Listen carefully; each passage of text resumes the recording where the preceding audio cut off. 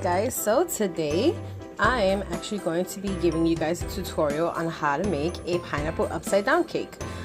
So you'll see, excuse the bubbling you hear in the background, that's actually some arroz con pollo I'm making for my mom in honor of Mother's Day since I work tomorrow. Anyhow, so the ingredients are fairly simple. I've got 2 sticks of butter. I'll explain that in a moment. As you see, yes, there is a box cake, and yes, it doesn't make you any less of a chef.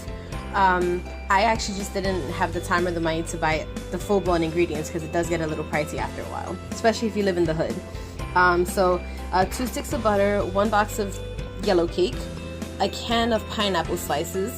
This is actually half a cup of milk, but you're gonna actually mix that with the juice that you get from this can right here. And it should come out to at least 1 cup. That's what you're gonna put into the batter. The reason for the 2 sticks of butter is 1 stick actually gets melted, and that's what you put in the pan. You put the pineapples, the cherries, the brown sugar, the pineapples, the cherries, and I'm actually adding some rum flavoring instead of the usual vanilla whenever I use a box cake. 3 eggs, and it called for 1 pack of instant pudding. This is actually the Walmart brand, so yeah, you could use the Jello pudding or you could use this one. Either way, you're good. And Domino dark brown sugar. So I'm actually gonna finish prepping the ingredients. Okay guys, so on a brief side note, right, you'll see that there will be times that I will use a box cake. I am actually including a recipe for basic yellow cake down below.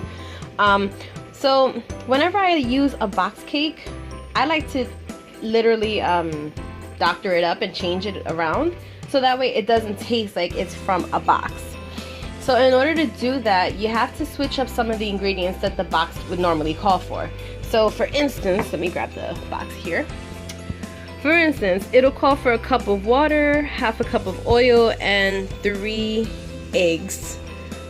So generally what I end up doing is, instead of water, I go with milk, but I do my own version, well, not my own version, my own buttermilk. I gotta look it up online and find the website that says this, but if you add a splash of vinegar to whole milk, what ends up happening is you actually get to create your own buttermilk that way, which is actually pretty cool because, I mean, most of the time, who wants to go out and buy the carton of buttermilk when you're only going to use about this much? So anyhow, for a regular doctored like yellow cake, you would just use 1 cup of buttermilk. Instead of half a cup of oil, you would actually melt down some salted butter.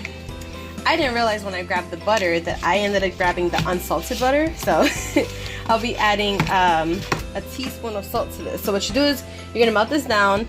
If it's salted butter, that's all you gotta do, but if it's not, then in this case I'll actually add the teaspoon of salt.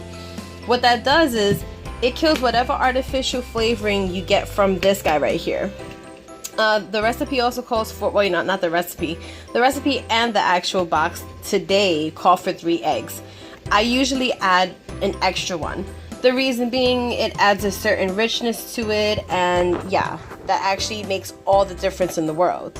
So with just a few ingredients, there's a way to make box cake taste a lot better, and you wouldn't be able to taste that it's from a box.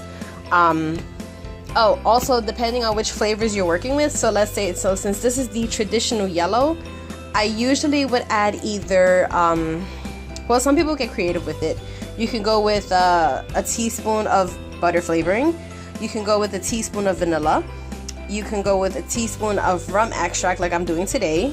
Depending on what you're making too, I always add an extra teaspoon of baking powder. The recipe doesn't call for it at all, but I do it for my own, I guess, for my own sake and how I prefer my cakes to look, mainly because sometimes cake mixes do not rise.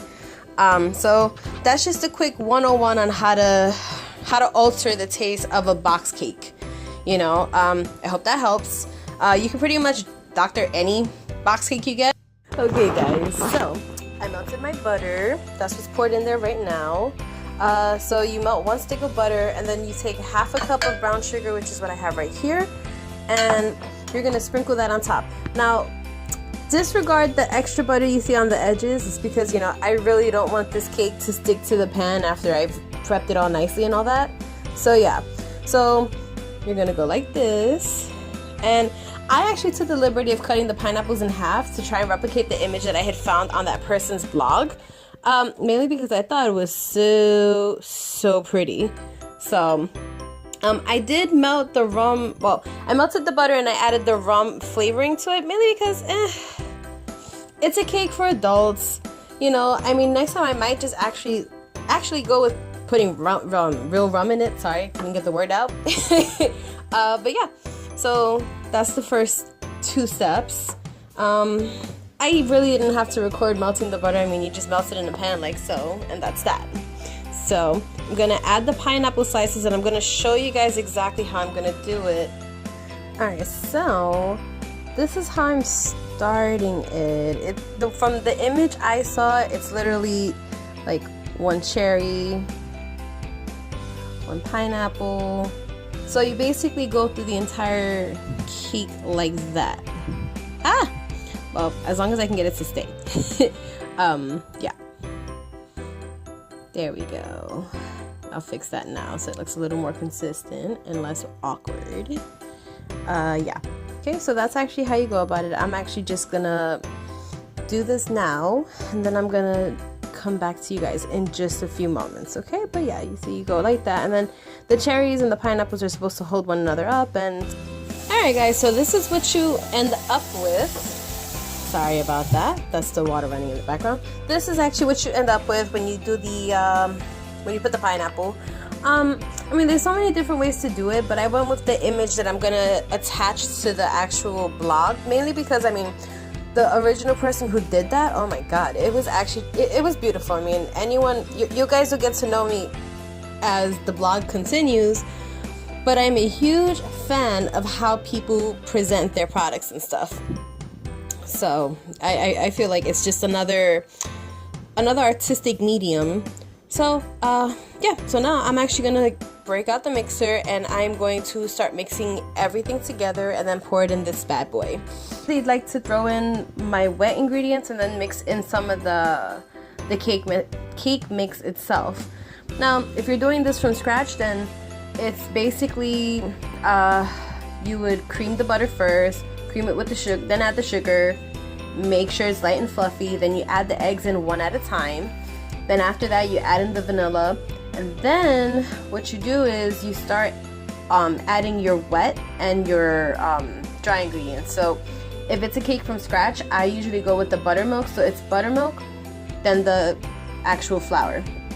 Buttermilk, flour. So it basically should start and end with flour.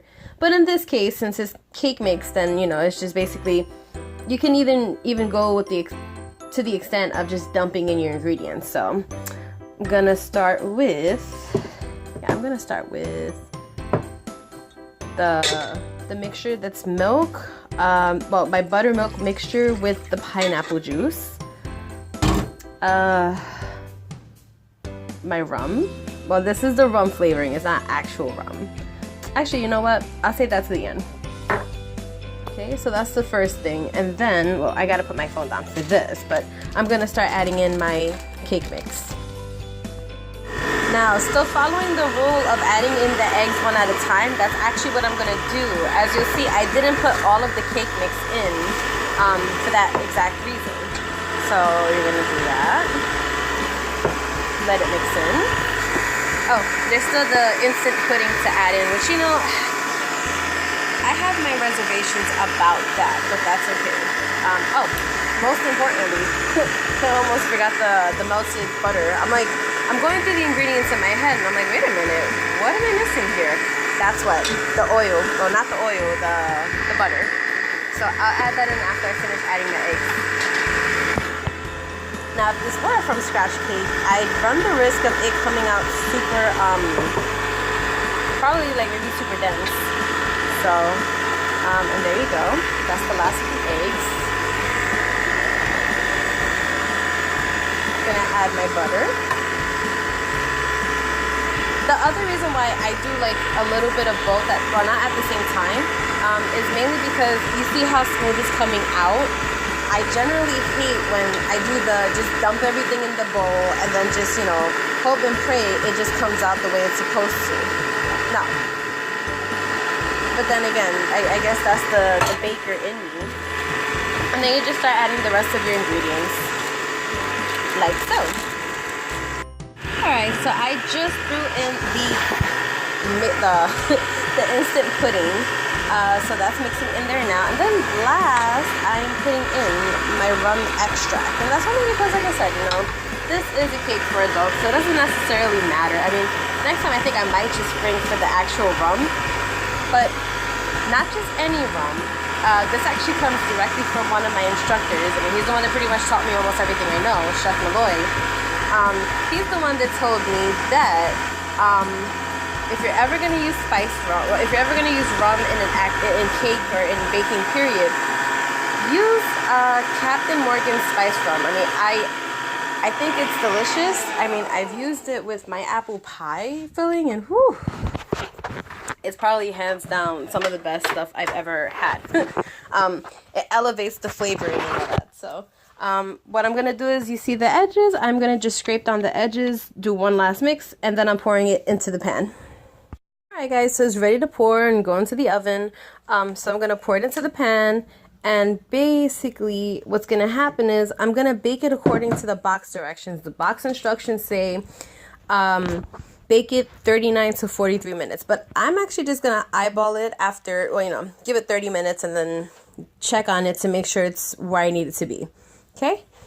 Alright, so I'm about to put it in the pan. One thing I read in the previous blogger's notes, she indicated that you can cover this with foil here, so that way it doesn't rise too much, and then during the last 10 minutes you take out the aluminum foil. I guess this keeps it from rising way too much, because, you know, anyone who bakes, you know, you bake a cake, it rises if you did it right. And yeah, what's going to end up happening is if I don't put it, it's going to rise too much, and I'm going to have to go to the extent of having to trim it, and we don't want to do all that. So we're just going to put the foil in like so. Well, I'll actually just put it in and then I'll show you guys. I'm assuming she needs to just press it in like this, you know, without compromising the integrity of the cake itself. It just acts as a weight on it, so you do it that way and then you bake it.